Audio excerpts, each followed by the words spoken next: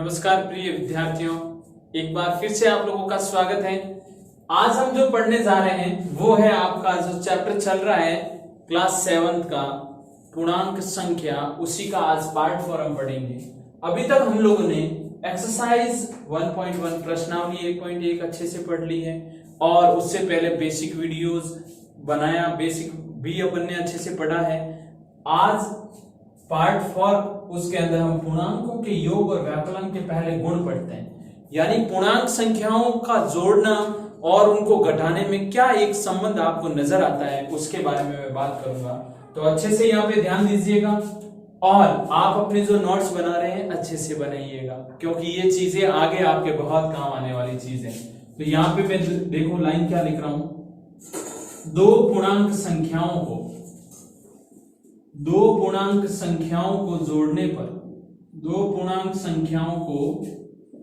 जोड़ने पर आने वाला परिणाम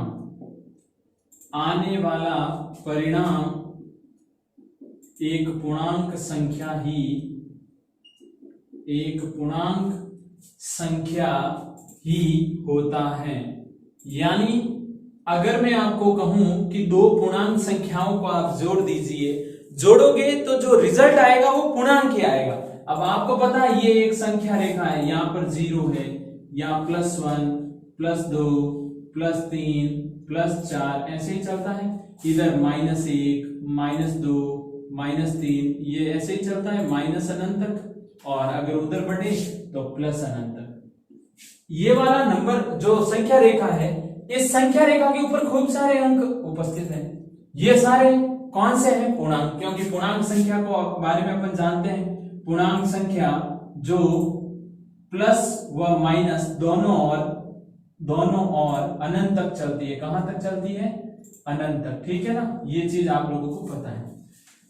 दो पूर्णांक संख्या, अब एग्जांपल देखते हैं, जैसे -1 और +2, यानी -1 और 2, ये दोनों पूर्णांक है या नहीं है? बिल्कुल पूर्णांक है। 1 भी पूर्णांक है, 2 भी पूर्णांक है। दोनों को जोड़ते हैं, यहां पर 1 बुरा, यहां पर 2 अच्छे, तो 1 अच्छा बचेगा या नहीं बचेगा? बिल्कुल बचेगा। ऐसे कैसे? -5 और -6 दोनों ही बुरे ही हैं। 5 बुरे 5 6 ही बुरे, तो दोनों को जोड़ूंगा तो 11 बुरे हो जाएंगे। यानी 5 बुरे लोगों को और 6 बुरे लोगों को आपस में एक साथ उनको मिला दिया जाए तो 11 बुरे हो गए ना। क्लियर है? ये है। लेकिन इन दोनों को जोड़ा तो परिणाम क्या आया? पूर्णांक। इन दोनों को जोड़ा तो परिणाम क्या आया? पूर्णांक। क्लियर? ऐसे कैसे? ये था योग। अब इस चीज को क्या कहा जाता है? पूर्णांकों के योग का संवर्त गुण। इसे आप क्या बोलोगे? पूर्णांकों के योग का संवर्त गुण। क्लियर है? ऐसे कैसे? अपन और साथ में पढ़ लेते हैं। व्यकलन का संवर्त गुण। क्या? व्यकलन का संवर्त गुण। अच्छे से देखिएगा, पूरा समझना है, पूरा कॉन्सेप्ट समझोगे उसके लिए पूरा वीडियो देखना है। अच्छे से ध्यान पूर्वक देखिएगा। यहां पर व्यकलन, जैसे दो पूर्णांक संख्याओं को जोड़ा तो परिणाम पूर्णांक आया। ऐसे कैसे? दो पूर्णांक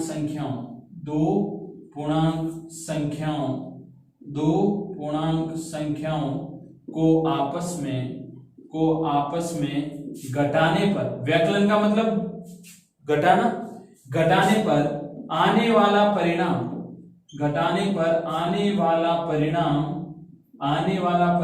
भी एक पूर्णांक संख्या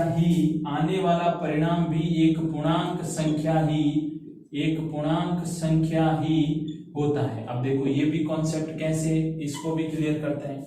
यानी दो पूर्णांक संख्या आपको पता है प्लस और माइनस दोनों में होती है। अगर उन दोनों को आपस में क्या कर दिया जाए, यहां पर जोड़ा है, यहां पर मैं क्या कर रहा हूं? घटा रहा हूं। अगर घटा दूं तो जो रिजल्ट मेरे को मिलेगा वो भी एक पूर्णांक संख्या ही होगा। देखिएगा, एग्जाम्पल के थ्रू समझते हैं। -2 में से माइनस करते हैं -3। अब देखो आपको क्या समझ में आता है। -2 में से -3 किया। अब यहां पर एक और साथ में चीज समझ लेते हैं, 4 चीजें लिख रहा हूं। माइनस का माइनस से गुणा प्लस होता है, प्लस का प्लस से गुणा प्लस होता है। सेम चीजों को सेम से गुणा करोगे प्लस आएगा। लेकिन माइनस का गुणा प्लस से तो माइनस, और प्लस का गुणा माइनस से तो भी माइनस। क्लियर है? यहां पर देखते हैं, माइनस का 2 तो है ही है, ये माइनस माइनस क्या होगा प्लस, और परिणाम क्या आएगा, 2 बुरे 3 अच्छे, यानी 1 बुरा बचेगा। ठीक है, सॉरी 1 अच्छा बच जाएगा, क्योंकि 3 अच्छे और 2 बुरे, तो 2 से तो 2 गए, 1 बचेगा, वो भी अच्छा। क्लियर है? ऐसे कैसे, -5 और उसमें से मैं घटा रहा हूं प्लस का 5, तो ये कट के क्या बचेगा 0, 0 भी तो पूर्णांक का भाग है। या फिर आप समझ लीजिए 6 घटा दूं यहां में, तो -5 में से 6 घटाऊं तो माइनस का 11, क्योंकि ये भी बुरा और ये भी बुरा, टोटल 11 हो जाएंगे। क्लियर है? बातें क्लियर होना बहुत जरूरी है। ये कॉन्सेप्ट आपका कि इसे योग का समर्थ गुण और ये है व्याकरण का समर्थ गुण, यहाँ पे लिख दीजिए साथ में, इसे व्याकरण का संवर्त गुण कहा जाता है, इसे व्याकरण का संवर्त गुण कहा जाता है। अब मैं बात करूं आगे बढ़ते हैं, उससे पहले आप इन चीजों को अच्छे से लिखने के लिए वीडियो रोक के स्क्रीनशॉट ले लें। आगे बढ़ते हैं अपन बढ़ेंगे क्रम विनिमयता। क्रम विनिमयता पूर्णांकों में काम करती है या नहीं करती है? अब आप लोगों को ये चीजें, एक और बात बता दूं कि ये अपन ने क्लास 6 में भी पढ़ा है, ये सारी चीजें पढ़ी है अपन ने, टोटली पूर्ण संख्याओं के गुणों को जब पढ़ा था उस समय ये सारी चीजें पढ़ी थी। अब मैं बात कर रहा हूं आपके क्रम विनिमयता। अब क्रम विनिमयता क्या है देखिएगा, a प्लस बी और b प्लस ए, आपके सामने मैंने ये कुछ संबंध लिखा। ये चीज अगर ये वाला परिणाम और ये वाला परिणाम आपस में बराबर हो, इस स्थिति को क्रम विनिमयता कहा जाएगा। क्या कहा जाएगा? क्रम विनिमयता कहा जाएगा कब? यदि दो पूर्णांक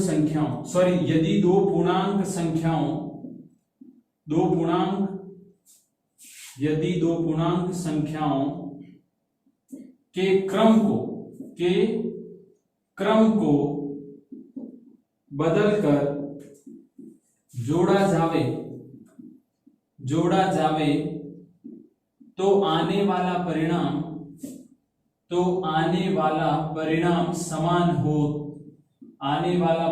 समान हो।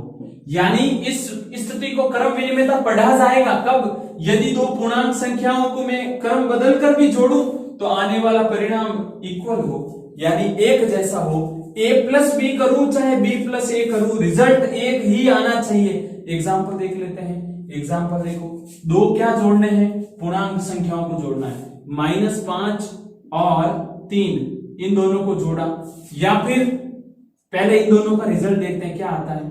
इन 5 बुरे 3 अच्छे, तो 2 बुरे बचेंगे। अगर मैं 3 में से 5 घटा दूं, यानी इसको आगे और इसको पीछे कर दिया, तो इस स्थिति में बचेगा तो -2 ही ना। यानी दो पूर्णांक संख्या, पहले इसको इधर लिखा फिर इसको इधर, दोनों को जोड़ा, रिजल्ट वही आया। आगे पीछे करूंगा तो भी रिजल्ट वही, यानी 5 में 3 जोड़ो या 3 में से 5 घटाओ, रिजल्ट तो वही आ रहा है ना। बात समझ में आ गई? इस चीज को क्या कहा जाता है? क्रम विनिमयता। क्या पूर्णांक संख्याओं के लिए क्रम विनिमयता काम करती है? तो अतः पूर्णांक संख्याओं के लिए क्रम विनिमयता काम करती है। क्लियर है? बिल्कुल क्रम विनिमयता काम करती है। किसके लिए? पूर्णांक संख्याओं के लिए। आगे बढ़ेंगे और साथ में अब इसी के साथ में बात कर रहा हूं सहचार्य गुणधर्म। किसके बारे में? सहचार्य गुण। अब सहचार्य गुण क्या होता है उसके बारे में भी अच्छे से ध्यान दे दीजिएगा। आपको क्रम विनिमयता का पूरा कॉन्सेप्ट समझ में आ गया होगा। अब मैं जो समझा रहा हूं वो है आपका सहचर्यता का गुण। यानी सहचर्यता के गुण में हम 3 पूर्णांक संख्याओं की बात करेंगे। कितनी? 3। यहां 2 की हो गई, यानी 2 को जोड़ा तो रिजल्ट वही। अब देखिएगा, a प्लस बी प्लस सी या फिर a प्लस बी प्लस सी। ठीक है, यहां पर आपको क्या समझना है और लाइन में लिख रहा हूं, यदि तीन पूर्णांक संख्याओं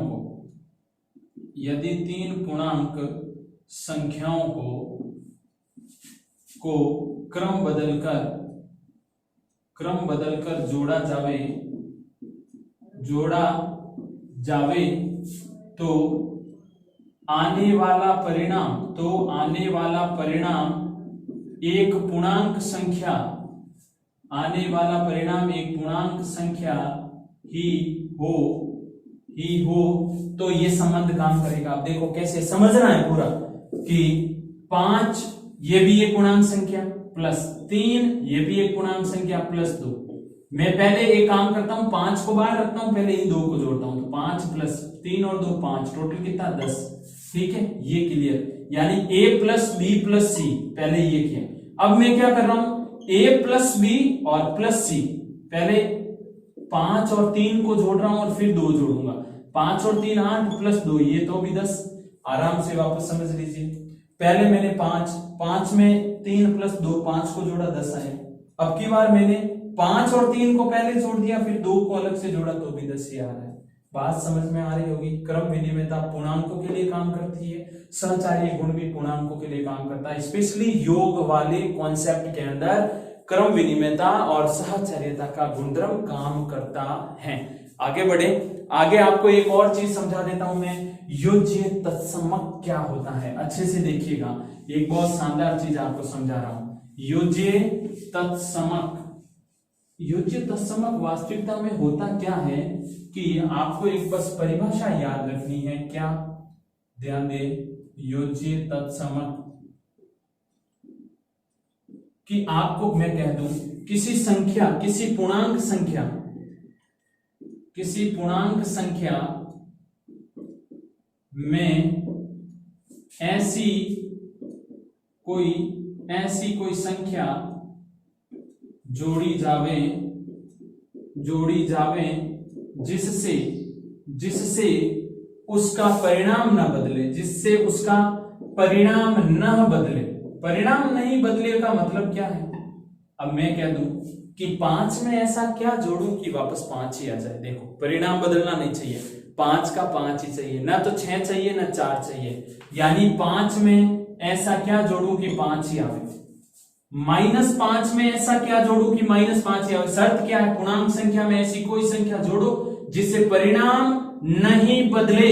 समझ में आ गई बात, परिणाम नहीं बदलना चाहिए, जो चीज आपके सामने है वही आपका रिजल्ट होना चाहिए, तो उसे मैं क्या कहूंगा, योज्य तत्समक। और आपके दिमाग में आ गया होगा वो योज्य तत्समक कौन है, 0, क्योंकि 0 को किसी में जोड़ने पर, यहां पे लिख देता हूं 0 क्या है, योज्य तत्समक। योज्य तत्समक क्यों, क्योंकि 0 को किसी संख्या में जोड़ने पर परिणाम नहीं बदलता है। बात क्लियर हो गई होगी कि 0 को कहीं पे भी जोड़ो परिणाम नहीं बदलता है। ये कॉन्सेप्ट ध्यान रखना है। आपके मैंने कुछ बहुत सारी चीजें क्लियर करवा दी है। अच्छे से वीडियो को पूरा कंटिन्यू देखना है, पूरा देखोगे तो पूरी चीजें समझ में आएगी, आधा देखोगे तो फिर आधा अधूरा ज्ञान हमेशा ही खतरनाक होता है, क्योंकि गणित को पूर्णतया अच्छे से आज पढ़ोगे तो आगे जरूर काम आएगी। तो ये आपके सहचर्य है, क्रम विनिमयता है, योज्य तत्समक है, इसका भी कॉन्सेप्ट क्लियर हो गया। तो अब हम प्रश्नावली 1.2 के बारे में बात करेंगे। और प्रश्नावली 1.2 जो अभी तक मैंने सारी चीजें समझाई है उसके अकॉर्डिंग हम अच्छे से हल करने वाले हैं। पहला प्रश्न, ऐसे पूर्णांक युग्म लिखिए। युग्म का मतलब समझते हो आप, युग्म का मतलब होता है जोड़ा, यानी दो संख्याओं का जोड़ा, वो भी पूर्णांक संख्याओं का, जिनका योग -7 हो, अंतर -10 हो, योग 0 हो। पहला प्रश्न हल इधर कर रहा हूं मैं, अच्छे से ध्यान दीजिए। पहले का हल करते हैं, पहले प्रश्न का। आपको बोला है ऐसे पूर्णांक युग्म जिनका, पहले देखो योग कितना -7, तो ए में क्या योग बराबर आपको बताना है -7, तो योग -7, यानी दो ऐसी पूर्णांक संख्याओं को जोड़ना है जिनको जोड़ते ही -7 आ जाना चाहिए। देखो -5 और माइनस का 2, दोनों को जोड़ रहा हूं, ये भी बुरा है ये भी बुरा है, दोनों को जोड़ा 7 बुरे आ गए। क्लियर है? जोड़ी की मैंने। आगे देखिए बी में क्या बोला इसने, बी में बोला कि आपको अंतर निकालना है और अंतर होना चाहिए -10। दो संख्या उनका अंतर निकालना है। आप देखो -5 और +5 दो संख्या है, अंतर निकाल दूं, दोनों ही पूर्णांक ही है, लेकिन आपको क्या समझ में यहाँ पे क्या चीज समझनी है, प्लस इंटू प्लस प्लस होता है, माइनस इंटू माइनस प्लस होता है, प्लस इंटू माइनस माइनस और माइनस इंटू प्लस माइनस ही होता है। ये चार चीजें यहाँ पर देखो, प्लस ये कोष्टक हटेगा, -5 प्लस ये माइनस हो जाएगा ना, और रिजल्ट में क्या आएगा, -10। अंतर हो गया दोनों का, -10। आगे योग 0 हो, बहुत सिंपल सी चीज दी, योग क्या होना चाहिए 0। 3 प्लस का 3 ही माइनस का, बताओ 3 ही अच्छे हैं 3 ही बुरे, जब भिड़े तो क्या बचे, 0 ही तो बचे, तो यहाँ पर 0, ये अपना आंसर। बात क्लियर हो रही है या नहीं, ये चीज इंपॉर्टेंट ज्यादा है। आगे बढ़े प्रश्न नंबर 2 की ओर। एक ऐसा ऋणात्मक पूर्णांक योग, सेम ये वाले प्रश्न है, जिनका अंतर -8 हो। ये प्रश्न नंबर आपका दूसरा, और उसका अपन क्या कर रहे हैं, हल भी किसका, ए का। इसमें क्या बोला, दो पूर्णांकों का योग जिनका अंतर -8 हो, अंतर होना चाहिए किसके बराबर, -8। तो देखो माइनस के 16 और उसमें मैं माइनस के 8 करता हूं। अब देखो परिणाम कैसे, ध्यान देना, माइनस का 16 तो है ही है, ये माइनस माइनस प्लस हो जाएगा, दोनों का अंतर माइनस ही तो निकाला, अंतर आया कितना, -8। बात क्लियर है, बात पूर्णतया क्लियर होनी चाहिए, कोई भी डाउट नहीं रहना चाहिए। आगे बी, एक ऋणात्मक पूर्णांक और एक धनात्मक पूर्णांक लिखिए जिनका योग -5 हो। एक ऋणात्मक और एक धनात्मक, यानी दो पूर्णांक संख्याएं लेनी है, लेकिन उनमें से एक तो होनी चाहिए, ये बी में आपको क्या बोला, एक तो होनी चाहिए ऋणात्मक, ठीक है, और एक होनी चाहिए धनात्मक, और उन दोनों का क्या करना है, दोनों का क्या करना है, योग, और वो योग किसके बराबर आना चाहिए, -5 के। वापस देख लीजिए, एक तो होनी चाहिए ऋणात्मक, ये लो -10, एक होनी चाहिए धनात्मक, ये लो 5, दोनों का रिजल्ट क्या आएगा, -5। बस सिंपल सी बात है, एक संख्या माइनस में, ये -10 पूर्णांक है, दूसरी प्लस में, प्लस का 5, दोनों को देखा, 10 बुरे और 5 अच्छे, तो 10 में से 5 अच्छे चले गए पीछे, -5 यानी 5 बुरे बचेंगे। ये देखिए सी, एक ऋणात्मक और एक धनात्मक, एक तो माइनस में और एक प्लस में, और फिर क्या करना है, योग, कितना आना चाहिए परिणाम, -3। देखते हैं, एक ऋणात्मक ये -8, एक धनात्मक ये +5, दोनों का क्या करना है, योग कर लिया मैंने, बराबर में क्या बचेगा, 3। 8 बुरे 5 अच्छे, तो 8 बुरे में से 5 अच्छे चले गए, तो पीछे 3 ही तो बुरे बचेंगे। क्लियर है? अब अपने 2 प्रश्न और है, उन प्रश्नों को अपन हल करते हैं। तो अब हम बात करेंगे क्वेश्चन नंबर आपका 3 और क्वेश्चन नंबर 4। अच्छे से देखिएगा, इन प्रश्नों को कैसे हल करेंगे। ये बड़ा प्रश्न है तो इसको अच्छे से समझना है, और यहां पर फिल इन द ब्लैंक्स आपको भरनी है। देखते हैं, किसी प्रश्नोत्तरी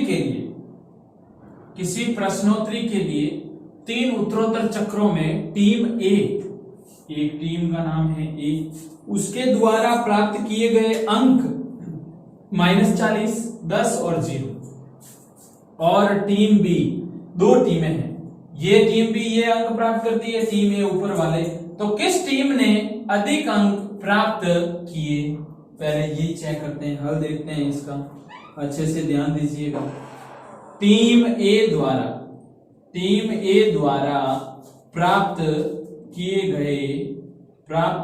गए अंक, तो टीम ए ने कौन से अंक प्राप्त किए, देखिएगा, -40, 10 और 0, इनको जोड़ देते हैं।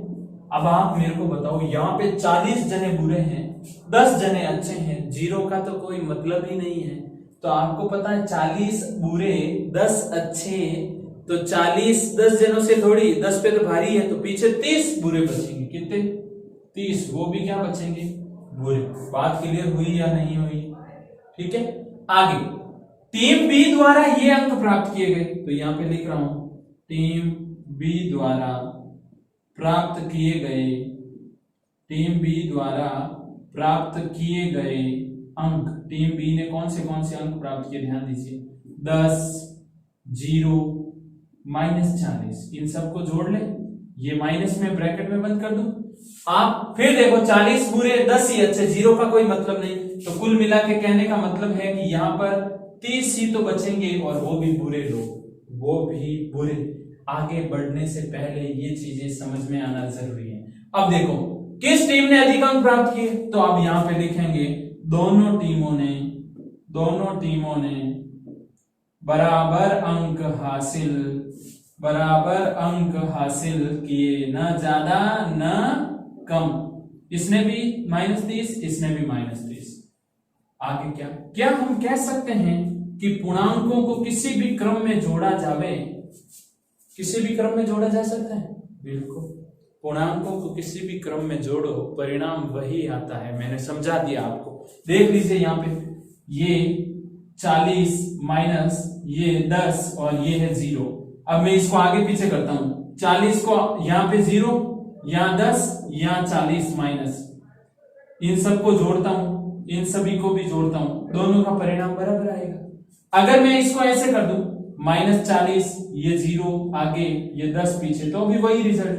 अगर मैं इस 10 को आगे 0 बीच में और +40, तो भी इसका रिजल्ट -30 ही रहेगा, इसका भी रिजल्ट -30 भी रहेगा। मेरे कहने का मतलब है 40 में 10 तो भी, या फिर 10 में 40 तो भी यही रिजल्ट, 40 में 0 जोड़ के 10 जोड़ू या 10 में 0 जोड़ के ये जोड़ू तो भी रिजल्ट नहीं बदलेगा।